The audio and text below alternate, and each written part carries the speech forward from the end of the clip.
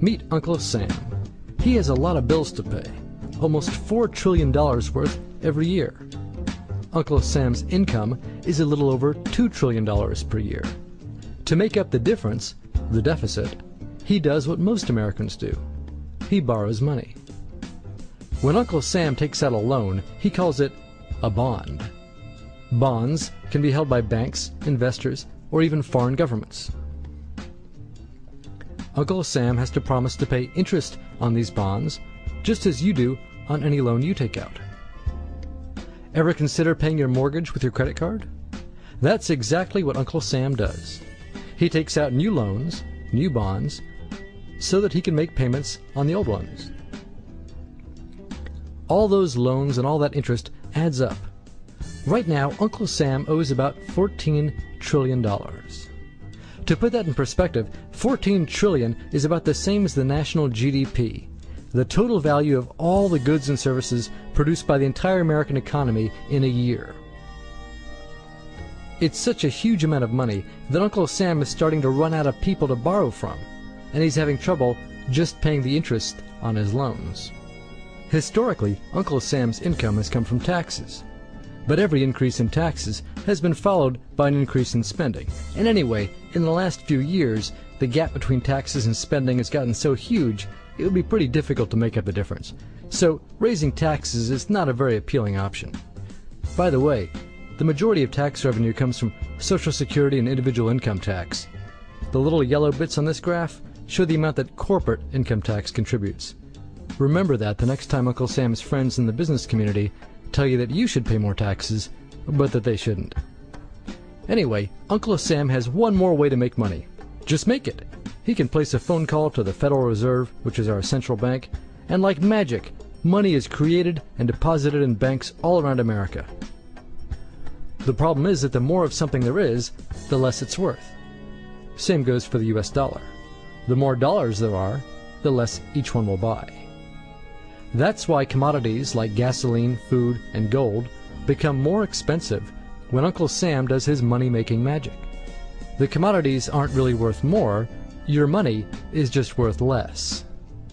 That's called inflation. Remember the foreign governments that lent money to Uncle Sam? When they lent money to the American government, something interesting happened. It made the US look richer and their countries look poorer. When another country looks poor and America looks rich, $1 of our money buys a lot of their money. So they can pay their workers only a few pennies a day. With such low labor costs, they can sell their products in America for lower prices than any American manufacturer can. The easiest way for American companies to compete becomes to move their factories overseas and pay their foreign workers a few pennies a day too. This causes a recession. Americans lose their jobs, stop paying taxes, and start collecting federal benefits like Medicaid and unemployment. This means that Uncle Sam has even less income and even more expenses. At the same time, the people who still have jobs are desperate to keep them, so they tend to do more work but not to get paid anymore. When your dollars are worth less and you're not earning more of them, that's called stagflation. And this is why Uncle Sam is in a catch-22. He can't raise taxes or cut spending without making the recession worse. And he can't have the Federal Reserve create more money without making inflation worse.